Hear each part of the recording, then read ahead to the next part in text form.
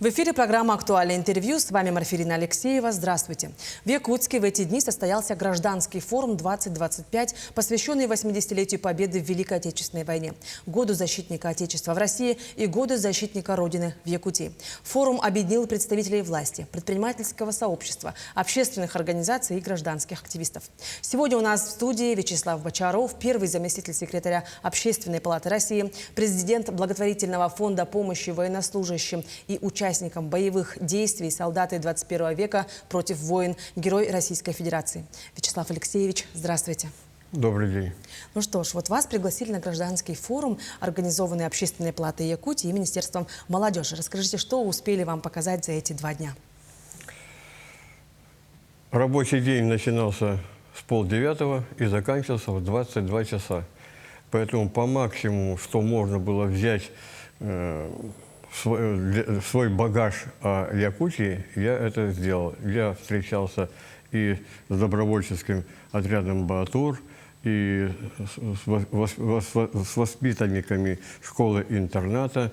Вчера я был в научно-образовательном центре имени первого вашего президента Якутии и встретился там еще и с волонтерами Центра «Патриот».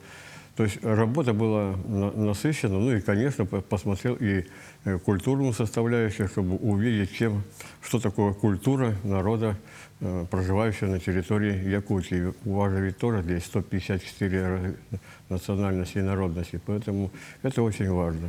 Я работал по максимуму. Ну а самое главное, я увидел тех людей, которые прибыли на форум, более 400 человек с целого ряда улусов, и они тоже поделились теми впечатлениями, и проблемами, и успехами, которые у них есть на вот так большущем таком пространстве Якутии. Угу. А вот какие впечатления сложились у вас о нашей республике, о людях, проживающих здесь?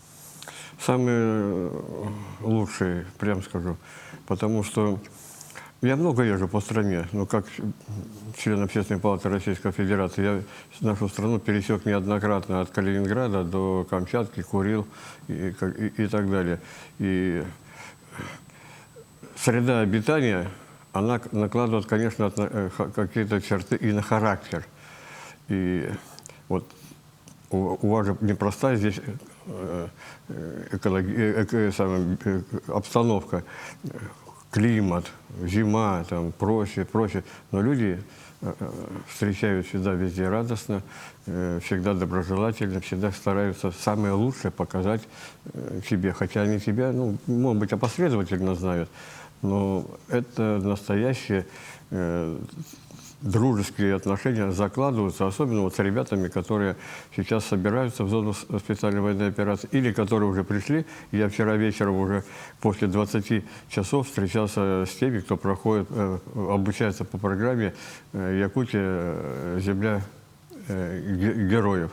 Очень хорошая у нас встреча часовая прошла, было много вопросов, потом действительно подружились за вот этот час. Угу. И вот на гражданском форуме вы приняли участие в работе 2 площадок. Да? Это вот эстафета поколений, а также поддержка участников СВО и их семей. Насколько актуальны эти темы в разрезе современной России и ее регионов? Эстафета поколений, это у меня был такой проект, и он и сейчас у меня, еще я его осуществляю. Я его начал вести с 2016 года. Это проект у меня был по наставничеству. Эстафета поколений – это, да, передача традиций, опыта, культурных каких-то наработок от одного поколения к другому. Эстафета поколения. И не зря президент Российской Федерации в этом году издал указ о том, что 2 марта каждого года теперь будет еще День наставника. 2 марта. Вот я об этом Дне наставника разговаривал с главой, с руководителем администрации в Якутии, для того, чтобы, ну, кажется, просто напомнить о том, что наставник – это порой даже больше, чем родитель может дать подрастающему там молодому человеку. Поэтому Это очень важный проект, эстафета поколений. А если говорить про оказание помощи участникам специальной военной операции, то я, как по указу президента, член наблюдательного совета Государственного фонда «Защитники Отечества», и у меня еще и сегодня, я сегодня улетаю, но в день отлета у меня будет встреча с комитетом семей воинов Отечества, с руководителем фонда «Защитники Отечества» регионального. Мы встречались на региональном вот этом гражданском форуме. Поэтому это очень важно, учитывать все те факторы, в том числе региональный фактор. Ведь у нас, кроме установленных льгот для участников СВО, каждый регион может еще свои дополнять. Поэтому все это надо учитывать и потом в конечном итоге вносить в поправки или же тиражировать, или где-то ограничивать, ну, не ограничивать, имеется в виду, а корректировать. Вот это так сказать, потому что есть некоторые моменты, не касаются Якутии, а в других регионах, когда действительно надо некоторые моменты корректировать. Угу. И вот сейчас очень важна тема противодействия попыткам искажения истории, да? Ведь воспитание подрастающего поколения в духе знания правдивой истории – это, ну, самая такая основная задача. Как вы думаете, какой вот подход требуется здесь? Надо знать историю. И вот посмотрите, в 1945 году, 9 мая, не успели подписать акт о капитуляции, и наши союзники тут же, практически тут же, начали действовать против Советского Союза. И фултонская речь Черчилля, которую он произнес в университете в США, положила начало холодной войны. Это был 1946 год. И в 1949 году был уже создан блок НАТО. И были разработаны планы нанесения ударов ядерным оружием по территории Советского Союза. Это вот наши союзники в годы Великой Отечественной войны. И они своих замыслов никуда, как говорится, не списали. Они их продолжают, только уже на новом витке историческом, временном, но используя новые формы работы. Не зря сейчас говорят «ментальная война». Это война на изменение сознания. И есть же, мы же прекрасно знаем то выражение, что не победив врага внутри, не победить его снаружи. А значит, есть те силы, которые еще и внутри страны работают, льют воду на мельницу, будем так говорить, наших противников. Не зря же Минюст у нас инагентов признает целый ряд организаций или людей.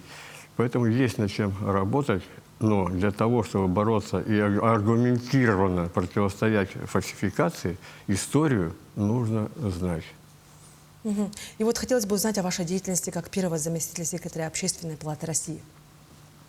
Ну, кроме того, что у меня есть целый ряд своих проектов, таких как, например, вот, я говорил, эстафета поколений, вахта героев Отечества, так как я член Российской ассоциации героев, и мы вот этот момент обязательно используем для того, чтобы в регионы такими вахтовыми методами группой героев Российской Федерации приезжать и встречаться со школьниками. Кроме того, в Общественной палате первый заместитель – это своего рода начальник штаба, потому что надо просматривать огромное количество документов, обращений граждан, которые приходят. И после того, как отдел по обработке этих обращений уже какую-то составляет резолюцию по данным, надо посмотреть, соответственно, и отправить туда, куда нужно. Поэтому это своего рода, говорю, начальник штаба.